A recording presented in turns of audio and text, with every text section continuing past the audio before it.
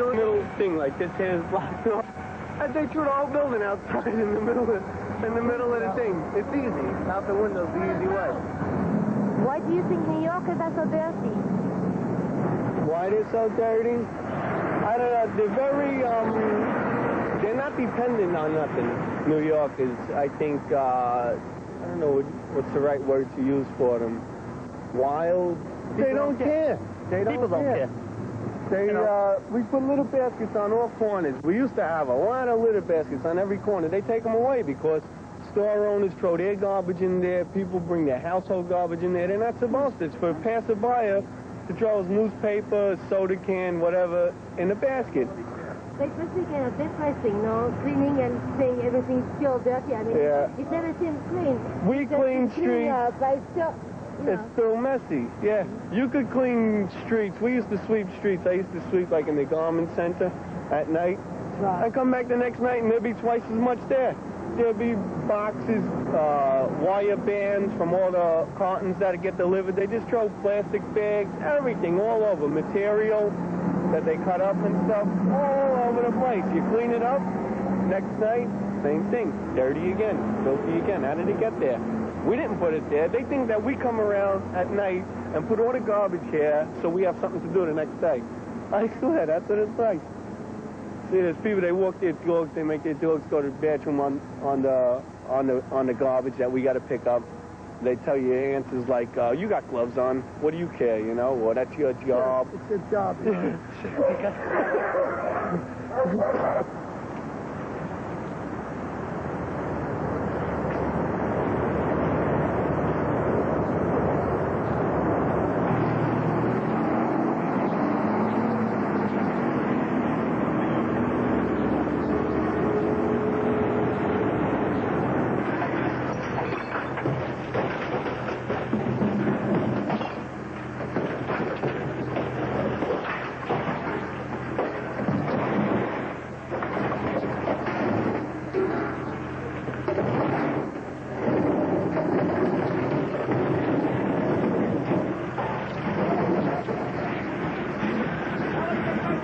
Basically what we do is try to go as fast and compact as much as possible on a route and get the route up as quickly as possible.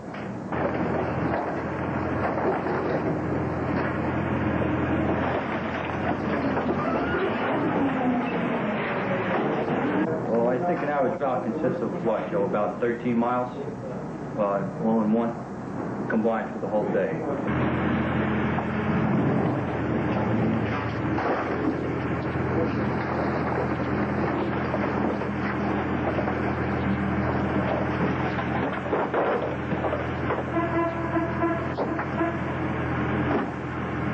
I don't know if you've seen with the scales, you know, how much the garbage weighs. It goes by tons. And 3 men pick up 2 truckloads a day, sometimes 2.5. Now that's at least 5 tons a truckload. That's 10 tons of garbage between 3 people. That's 6,000 pounds a person that we're carrying in and putting into the truck.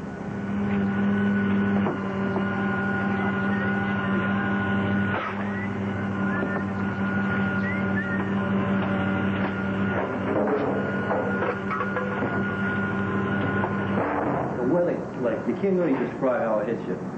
It creeps up to you all of a sudden. I've been on a job now 7 years, and I could feel the effect it has on somebody, on a body.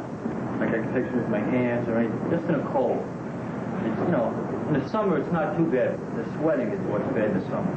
But the cold stress comes up on you, forget about it. Like today, like when you film, you notice the garbage. Sometimes the receptacles are just not there, and we're actually right down in the mist, right into the, just paper bags. And now when it's raining, I could be miserable. You're trying to pick it up and scooping it up with your bare hands there. You never know what's going to be down in there. It could be glass or anything. You always have to be careful. Get stuck in the hand with needles, rubber, stuff like that. I got hurt about, I don't know, 10 times. I got stitches in my arm, I hurt my back, I broke my toe, a few things. Some people get their chopped off in the hopper.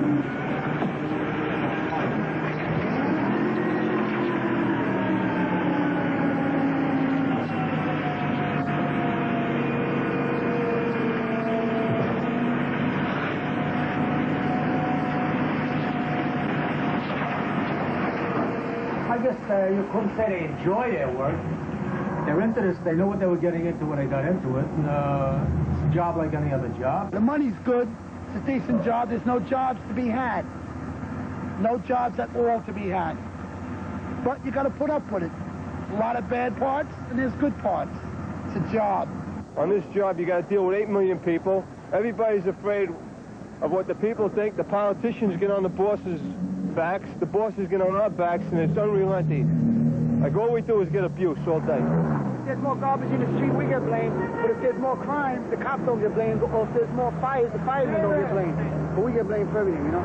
Because we're the lowest on the scale. You know, the way people judge us. You pick up garbage, so, you know. There's never a day that goes by where you go into the garage and they say, nice work. Really, never. He says, where were you? I says, sweeping Mechanics Alley. I says, we swept all around the section. I says, where else do you want us to sweep? I said, so we found more work for ourselves. Gave us one street to do, so me and my brother, we swept some more. We found another street to sweep. You got conscience, Jim. That's What are you going to do? They see the broom stop right away. Dango, complaint. Yeah, they got this survey team going around. They're going around, and the guy's counting how many times the thing goes up, how many cans you're supposed to do. You're supposed to do the job by the rules. 1 can, 1 bag. If the traffic builds up, you got to go around the block. We never do that. We go, you know, if you could grab 4 cans, you throw 4 cans on. And you let the traffic wait.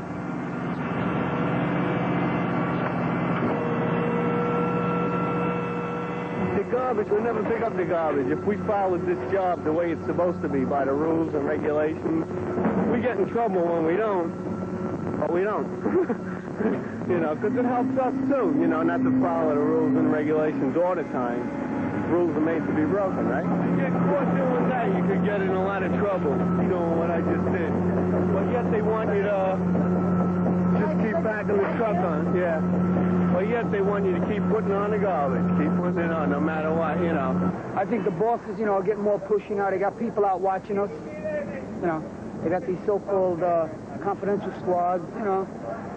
They want to catch everybody doing something that we're not doing, you know. You know, we're just doing our job. I mean, I can only speak for myself. I'm doing my job, you know. Once that austerity budget went in, and they had to lay off men, and they had no money to purchase new equipment, it started right there with putting the men, you know, on different shifts, you know, trying to utilize the men to the best of their ability for managing the station. They want to get the most out of every man and every piece of equipment that they have. We can't blame them. They're looking to get the job done, and they would love to be able to do it with half the men and half the equipment. But I think they're starting to realize it's impossible in this city anyway. So between 4 and 12, 6 guys come up here and change everything around. I had 3 guys on the truck the other day. I didn't want on the truck. I had split up earlier. No, there was no charge. There was no problem. Just made it up. I made it up by 1 o'clock. I could make it up before it was done. If I had all the trucks I needed, I couldn't man them. I don't have the personnel. And if I had all the personnel today, I wouldn't have the trucks. We have 28 assigned to us. Today we have 16 of them. Just collection. I'm not talking about anything. Just collection trucks.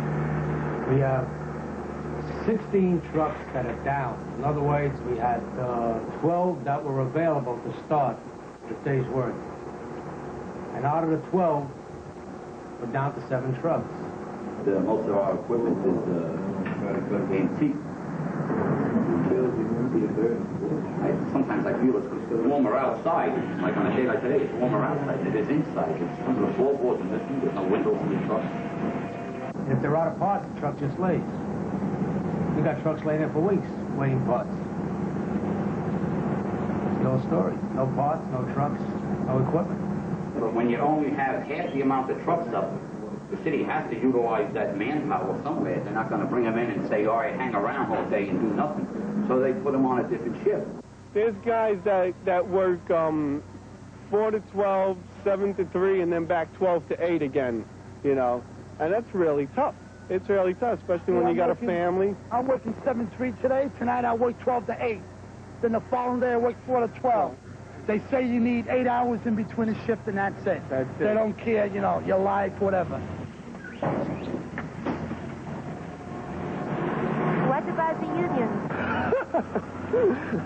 What union? It could, you know, it's bad. It could be a lot better. Yeah, I'm a shop steward for the union. And it's, you know, a lot of times you call up for problems and stuff, and they just tell the guy he's lucky he's got a job. Union. Sometimes they're all right, you know, like I think they've even lost power. No, it'll never be a strike power because they got us with the tail law. It's not like private industry. You can go on a strike and do what you want. This job here, people don't realize. I'm telling you, it's like the Army. You know, I'm sick of it. If it was up to me, I'd walk right out. I'm telling my I'm not working at Mulberry. If it was up to me, I'd walk out on strike. I'd strike tomorrow if it was up to me. I gotta go. Okay, well, thanks a lot.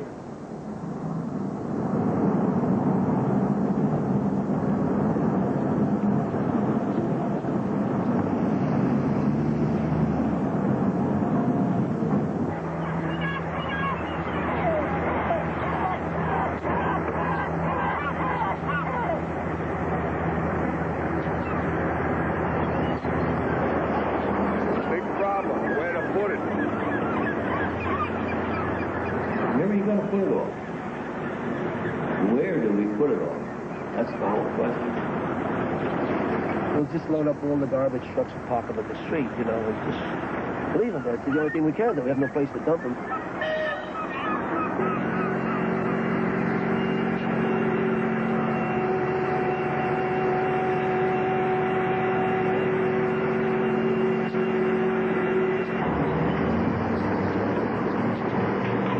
The city Sanitation Department is responsible for disposing of approximately 22,000 tons of waste each day. The refuse is collected by our trucks and is taken to a variety of waste disposal facilities. We have incinerators and several large landfilling areas.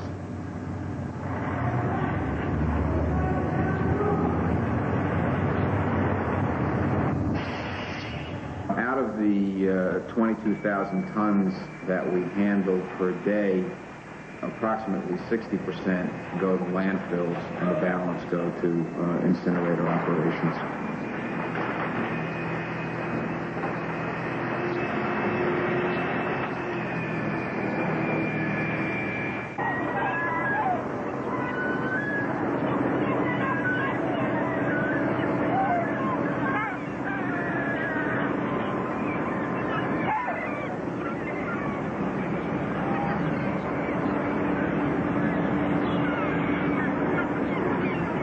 Fortunately, New York is able to take advantage of its waterways to have the waste material transported to our largest landfill located on Fresh Kills in Staten Island.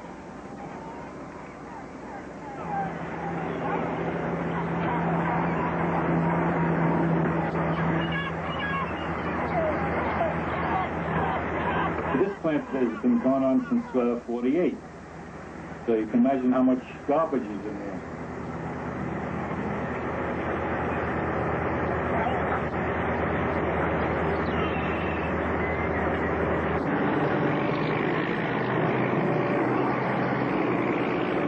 We've always leaned to landfilling because it is by far the best method for disposal of solid waste. It is also by far the most economical. It does give you a byproduct. You do get some reclaimed lands. We do have a golf course, a marine park, which was built from a sanitary landfill. These facilities are generally unsightly. People perceive that they smell. There's often truck traffic. The people, you know, coming on the highway, they can look right into here and you start getting phone calls that the dirt in the water and everything else, you know, but it can't be helped. The people of Starrett City don't want to look over a bunch of garbage out there. See, and then not only that, the environment is after you because you pollute the water up there, which you will, I mean, dumping all this garbage in there. You also have a civil complaint on it to try and close it down now. As far as I know, according to the civil complaint, they're supposed to not have a permit to even operate a sanitary landfill over there. There would be no chance to pass 1985. Once we reach the grades which we agreed with the federal government, we couldn't possibly go any higher.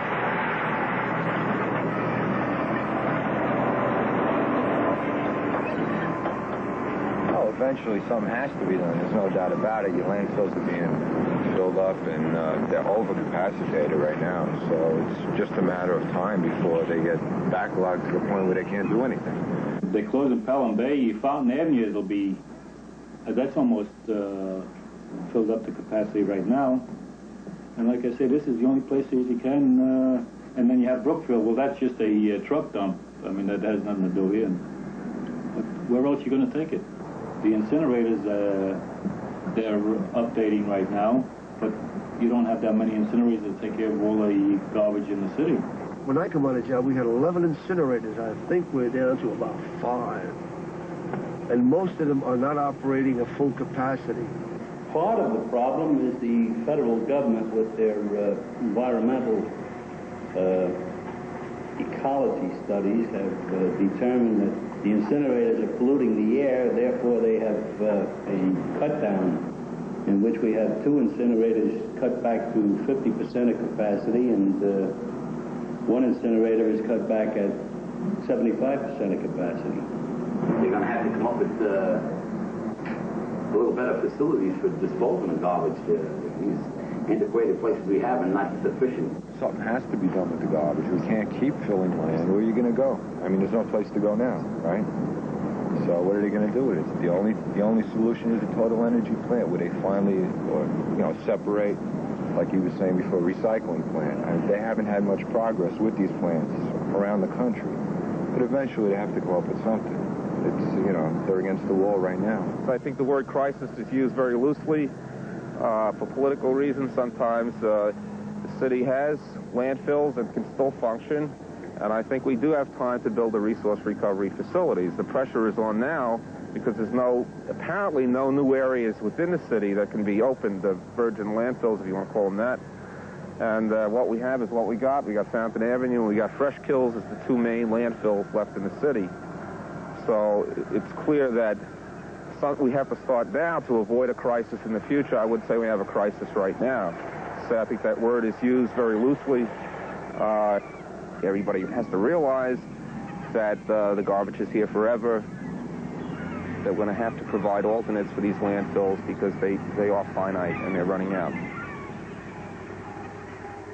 A hydrodisposal plant, the total systems demonstration that may help revolutionize our solid waste disposal technology. Right now we have plans in the early stages for moving 3 projects. The First City project is going to be looking at a facility probably to make steam from the refuse and to recover some metals. Well, we'll see. There's various projects right now underway, and they're taking different surveys. You have different companies coming in here and taking environmental studies, and all these things will have to be taken into consideration before, anything is definitely done. But by 85 is not, it's not very far away, right? No, it's not. But, no, they're not really hesitating that much. We just came through a financial crunch, so, you have to take that into consideration. But, things are being done, even though you don't see anything being done. The next step. See, now, one time, Con Edison was supposed to take some garbage, supplement the fuel. But then they'd have to reconvert everything in there, so I guess it didn't pay for them. Then they were going to build another plant in there where they would try to make it fertilizer. But that fell through. Oh, you come in 5 by 5. Okay, thank you. Let me scratch your plan. So there's an awful lot of things that they've been coming up with, but they just haven't been going through. And I guess money has a lot to do with it, Is designed to process 53 tons of refuse in 8 hours. There's been a lot of failures in resource recovery, and the city, therefore, has been very cautious. If you look at the existing facilities that are actually operating in the country, you can count them on one hand. They've had a lot of problems. Frankly, the people who have developed this technology have simply not been able to move quickly enough to provide those kinds of facilities on the scale that we're interested in. In Europe, there is a greater experience with this kind of technology, but basically they are plants that would burn or process 700 to 800 tons a day In New York City, that would require 40 plants. However, I do think technology, at least some technologies, are advanced enough for us to feel comfortable in going and putting large amounts of public money into them. I think we have no choice, and I think we will do that. The siting is a problem and always will be a problem. You can put up the most exquisite building that an architect could design. Properly marble facade, beautiful green lawns. The public will pass by and remark what a beautiful building that is. They like the looks of it, but the moment you tell them it handles garbage, immediately they're nauseous. They're afraid to even pass the place. A lot of it is psychological.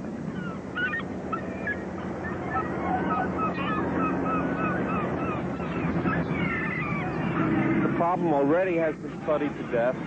The present administration's feeling is that a number of good projects have been identified and that we should start moving rather than studying. I totally agree with that.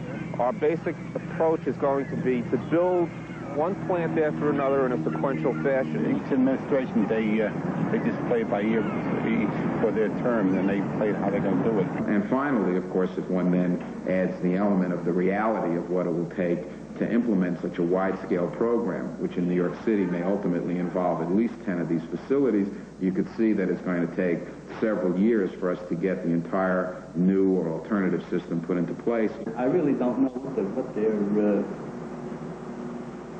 overall outlook is on it. I don't know what their plans are. What the city will have to do now is either rebuild the locations that they have, or they'll have to remodel everything they have to in order to get rid of it. There's nothing, we can't take it home with us. And when we're done collecting it, we're not going to bring it home, so they're going to have to come up with some way. I'm not really sure what the answer to that is. If I knew, I could make a lot of money.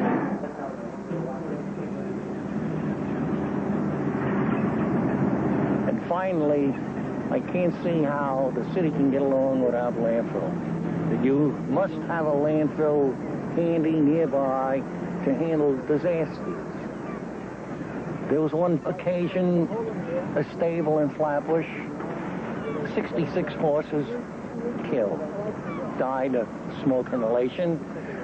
They die very easily due to the smoke. The Board of Health wanted them taken care of immediately. We took them in a few hours, they were gone.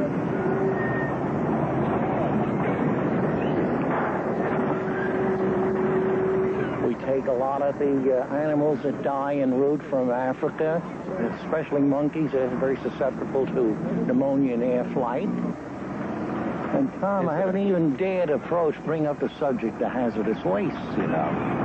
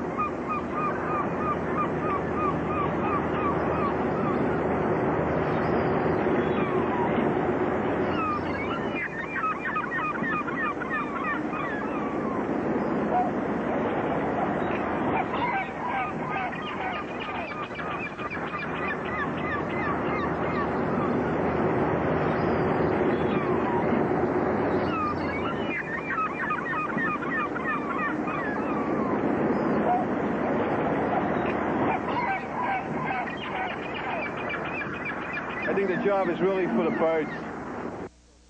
This program was